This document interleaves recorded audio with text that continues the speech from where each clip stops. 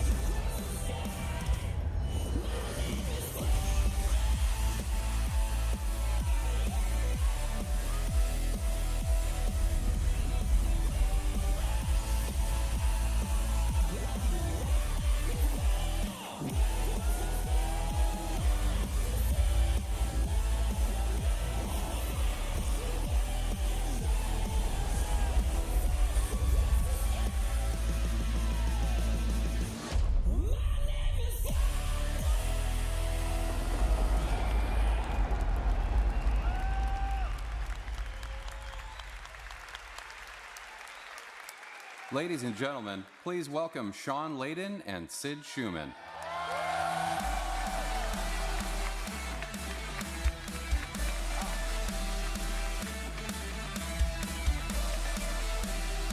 Sorry, bud. Hey, Sid.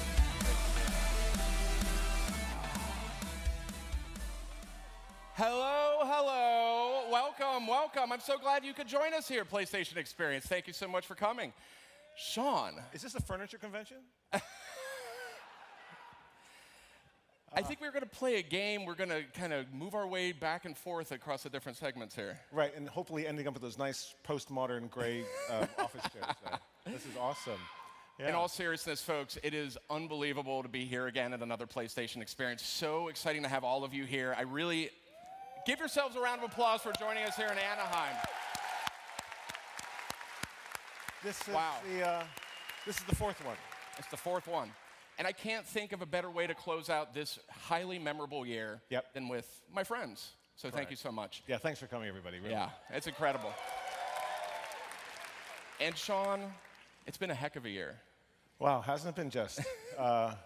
It's been a crazy year, 2017. I think we saw a lot of great game releases. Any Uncharted fans out there? So Lost Legacy was awesome. We're certainly proud and pleased with what our friends in Amsterdam pulled together with Horizon Zero Dawn. And then without telling anybody, just kind of slipped the Frozen Wilds out there. Yeah. Because that's what they do. Just sneak it out there. I mean, what's great, too, is the year got off to such an incredible start. Resident Evil 7, one of my absolute favorites this year. Yes. If you haven't played that in PlayStation VR, you haven't played it. Persona 5, Nier Automata. Right. Yeah. Incredible year, incredible games. One of the strongest game lineups I've seen in years. My personal favorite, one of them anyway, is Everybody's Golf. That's a terrific game. Can we get some love for my golf game, please? Gravity Rush 2. Gravity Rush 2, yeah.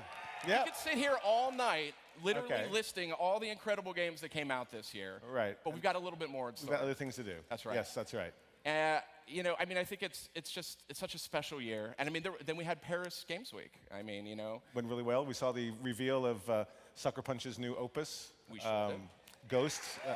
Ghost of Tsushima. Yeah, that's going to be great. We saw some of that in the trailer right now, but there was a lot that happened in 2017, and we can talk about that, and we can share some of our memories of that with everybody here.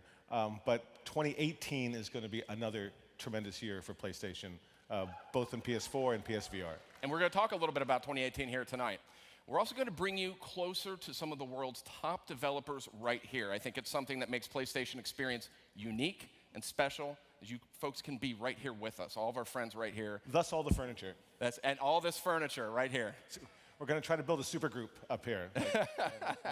You can tell us what you think at the end, but I think we have a special night here ahead of us. We're going to have some old friends dropping by, Sean. Yeah, we're going to have our group chairman, Andy House, is in the house. That's right. And he'll be joining us later with our old friend, Mark Cerny. That's right. PS4 system architect. Mark Cerny's dropping by. Right. Are you guys fans of God of War? You like God of War? Okay. Corey Barlog from Santa Monica Studio, he's going to come in and give us a development update here tonight. Right. The taxi's outside with the meter running, but Corey's going to run in here, deliver a report, and then get right back to the studio and get that work done. And we're having Media Molecule. Yeah, Media Molecule. Did you guys check out the Game Awards last night? You see that new trailer? Yeah, I thought that was awesome. Incredible. Yeah. Incredible. Yeah, they're doing great stuff. We're also going to take another look at Concrete Genie here a little bit later tonight. One we're all very, very excited about. Another one we announced at Paris this year. So we're going to have some updates on 2018 games. We're going to take a peek or two at the PlayStation Experience show floor, which I know a lot of you are going to be excited to check out over the weekend. And there might be a surprise or two in store, Sean. What do you think? I think there's more than a surprise or two, indeed. Right. And we have some shots of that. We're going to go to that now, or? Yeah, so we got a big weekend here. Okay. And actually, one of the things I'm personally super excited for are the panels we've got going on tomorrow. Yeah, it's a great lineup. Really killer panel lineup. I think the best we've ever had. I mean, look at this stuff here. We've got Naughty Dog doing not one, but two panels. The cast of The Last of Us 2 will be right here, right on this stage, actually. You'll be able to see them. You'll be able to see all the Uncharted voice actors for the big 10-year anniversary. Sucker Punch stopping by, Media Molecule stopping by. Super excited that Justin Roiland and William Pugh are going to be stopping by. I'm a huge Rick and Morty fan. I can't wait to see what these guys are up to with Accounting Plus. So it's just a lot of great stuff. Yes. And then, can we talk about that show floor? Yes, the show floor, we were taking a look at that earlier today. It's like nothing we've done before. Yeah, we have some photos, I think, too, if we could show can we put this up on the screen? Oh. Days Gone. I mean, that's an experience right there. Get your phone ready. Yeah, that's the entryway, so you're going to have to find a way to get through that. Are they ticklish? We'll find out We're going to tomorrow. find out, yeah. Another one. And one of them is a real human. You have to find out which one that is. Another one I'm really excited about. It's incredible. Shadow of the Colossus. Wait till you see this. Tell them what they get to do, Sean. So what you get to do, this is one of the key colossi from the game. You will be able to climb up the back of it and put that sword right into the center of his head. It's the thing you've wanted to do when playing the game. You'll be able to do it now tomorrow at the show. It's incredible. I mean, that's just a taste. There's so much more. It's the biggest show we've done yet. So I hope you all check it out tomorrow and let us know what you think. Got a lot of PlayStation VR here. I know not everyone gets a chance to go on with this. Oh. This is the Inpatient. The Inpatient is here. The Inpatient from Supermassive. Oh, that was nice of Oz to sit in the wheelchair like that. Yeah. But you will be taken into this experience via wheelchair, and you will have an asylum experience, just like it is in the game. They wheel you in, totally they close creepy. the curtain, and you play the demo. It's incredible. Yeah. So it's not for the faint of heart. Not at all. So around 80 playable PlayStation VR experiences here over the weekend. And so lots to see and do on the PlayStation VR front. But actually, Sean, speaking of PlayStation VR, I believe we do have a new PlayStation VR game to reveal here tonight. Yes, we do. And I think it's really important, though, to talk about the VR stuff. Get out there over the next couple of days and experience it, because you can read about it on the web, you can hear Sid and I talk about it all the time, but until you put the headset on and have a gaming experience like that, you'll never really know what it's like. So please, for the next couple of days, get in there and do that, because we have a new game we're announcing tonight called Firewall. Firewall 0 Hour, I think is the full title. Let's take a look at that. Yeah, here we go. This is the first gameplay we're seeing of Firewall. Now, this is actually from the folks at First Contact Entertainment. They're serious shooter developers. This is a team-based 4v4 tactical first-person shooter. So attack and defense on the two teams. And there's a huge amount of emphasis being placed on sort of the tense motions and movements. The pacing is very realistic. Peeking around corners here. We're going to see some of that here in the footage. But just a very early sneak peek for all of you here. Firewall is coming to PlayStation VR. You'll be able to use either a DualShock or your PlayStation VR aim controller, if you've ever picked up one of those with Farpoint or something like that. So this is looking mighty promising, I gotta say. Oh, it's incredible. It's so tense to be in that four-on-4, trapped in the room, throwing flashbangs and trying to clear rooms out of enemies. Yeah, this is one we've been wanting to tell folks about for a while, and I know people who have tried it have really come out raving. So, and it's on the floor. That's right. It's on the floor here. You'll be able to play it this weekend, 4-on-4, Firewall. And it will be exclusive to PlayStation VR, so excited to see that. So, Sean, what else do we have on the VR front? Anything else? We have a gift. And a year ago, we launched one of my most favorite games, The Last Guardian. Any Last Guardian fans? It was such a seminal moment for my career, because I think I've been working on that game my entire career. and so we were able to ship it last year around this time. And in the meantime, Ueda-san and the group have come together, and they've made a VR experience based in the world of Last Guardian, where you'll be able to go in there and experience that with Trico, calling the beast and moving across a level. It's probably, 15, 20 minutes of gameplay. But we'll be putting that up on the PlayStation Store December 12th here in the US and Europe. And that's our Christmas present to everybody. Right. So please go get it. Next week, it's free. Yeah. It is actually a standalone experience. Yes. You don't need to actually own The Last Guardian either. So if you've got PlayStation VR, you can get The Last Guardian VR demo. Right now. Here we go. Seeing a little footage here. Sean, do you think Trico's feathers are more plush and downy in VR? Well, I think you can only rub them one way. But yes, plush and downy would be one way to call it. Yeah, there he is. There, and you'll be able to call it. Our fine feathered friend. Yeah, it is. It's something else. It really is. So please, make some time during the next couple of days and get in and try this. And then on December 12th, go home, download it, and play it. Enjoy for Christmas. Nice stocking stuffer there. So that's the Last Guardian VR demo coming out next week. Right. But wait, there's more. There is more. There is more.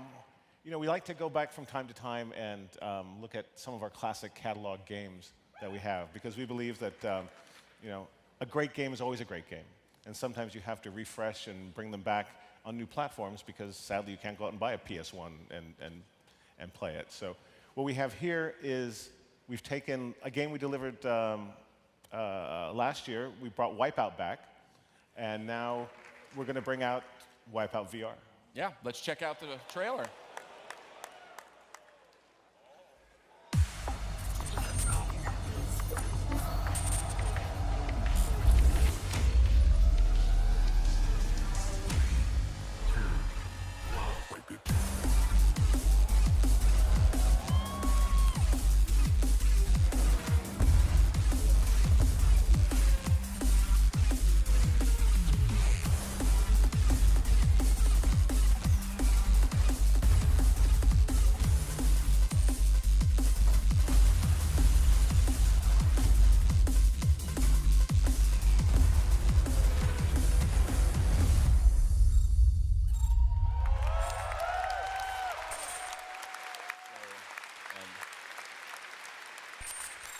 Now, this will be an update that you'll be able to download to your copy of Wipeout, and this will add the VR capabilities to the game you have. Yeah. So you have to supply your own air sickness bags. We can't give you any help with that. Yeah, and the free VR update is coming early 2018, Sean. Yep. That's right. It's on schedule, it's on time. I think a strong start so far to 2018, and I gotta say, I'm actually really getting fired up about 2018, because we've got Far Cry 5 coming, early on in the year. Really excited for that Yeah, one. that looks great. Shadow of the Colossus, which Yeah. And that's I mean, all going to be playable on the show all floor. playable on the show floor. And Shadow of the Colossus is being played on PlayStation 4 Pro, and wait till you see that. Yeah. It is stunning. Amazing. But before we get into all the 2018 stuff, because we got some more to talk about there. We've got a lot of chairs here. Got a lot of chairs here. So I wanted to revisit what I think is 2017's biggest game. So please welcome Herman Hulst from Guerrilla Games.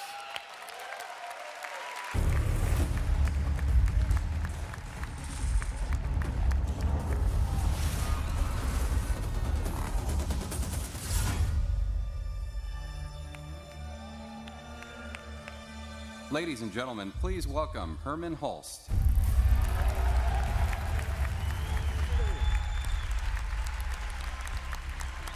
I'm wearing a tall neck tonight. Hey, Sean. Hey, Herman. Hey, Sid. Wow, we have a lot of family. Yeah, we do. Big family. Yeah. We love How are you guys?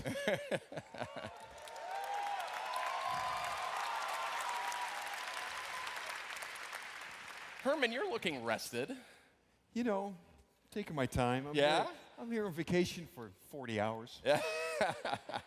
Well, I mean, from my perspective, 2017 has kind of been the year of Horizon Zero Dawn. I mean, it's clearly a humongous hit. I mean, people have fallen in love with this. It's a tremendously great-looking game on PlayStation 4 Pro or on standard PlayStation 4.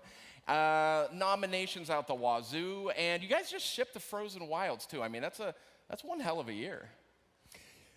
It's been a fantastic year. I mean, we worked on this game for 7 years, and then when you finally get it in the hands of you guys, and we hear about it, and we see people being so active, it's just heartwarming for us. Yeah, and then you got the Frozen Wilds, which you just put out too. I mean, that's a whole bunch of new content.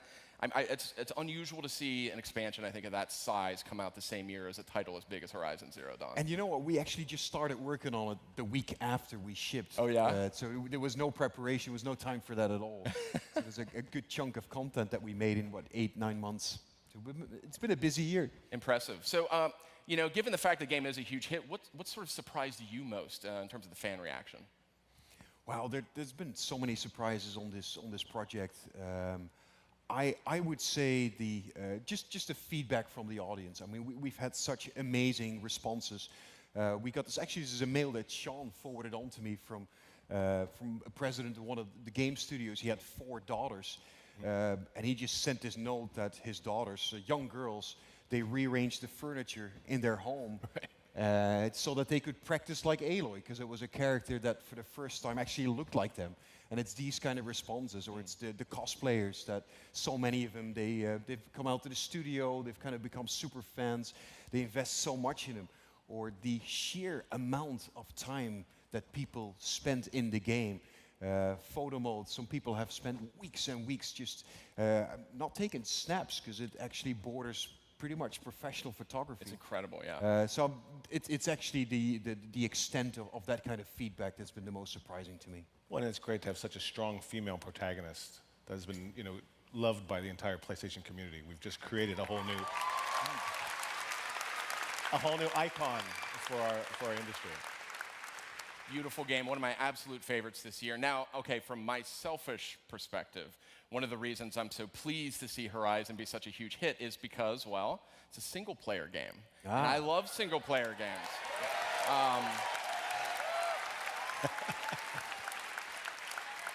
I mean, I think it's fair to say it seems like people still want them. What do you think? I've answered that question right there. I think they're dead, man. No, the strange thing is it's by far our best-selling game, and it's the first solely single-player game that we've made in a long time. I don't really get the debate that much. To me, when you're somebody like myself, sometimes you're after this kind of magical, unbroken narrative experience, and there is no other way really than having that single-player experience. So there will always be a market for that. It's hugely important. Especially in a world as unique and exotic and interesting as Horizon Zero Dawn, with the characters interesting and unique as Aloy. So you don't want to be interrupted. You want to be in that magic spell and stay there. And that's why sometimes a single-player game can be the best option. Absolutely. Couldn't agree more. Herman, you're going to stay with us here tonight, and we're going to have some other folks dropping in. Thank you so much, Herman. Horizon is not the only narrative-based single-player game PlayStation's focused on right now. Anyone interested in a small, handcrafted artisan franchise by the name of God of War? I am. Okay. Well, in that case, how about we welcome Cory Barlog? He's a creative director at Santa Monica Studio.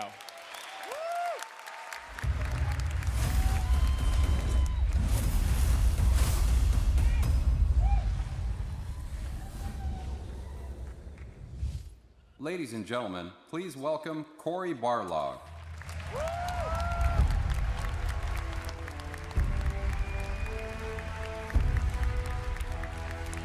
Hello, everybody.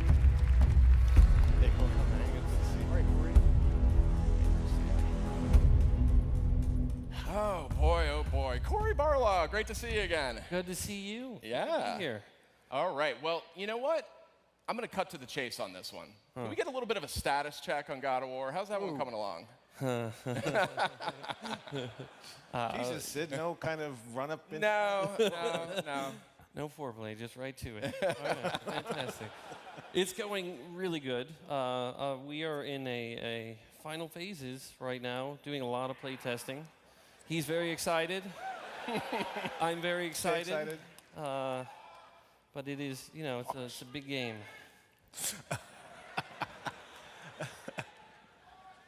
I can't hear you. Louder?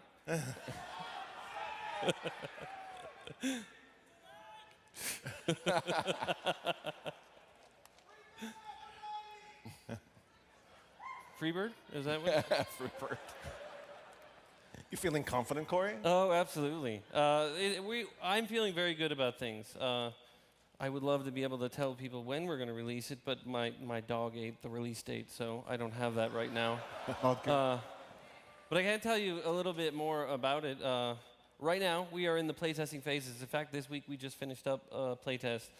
And over the last 4 or 5 playtests, we've been clocking in. I think the total gameplay time is somewhere in the arena of 25 to 35 hours. Whoa.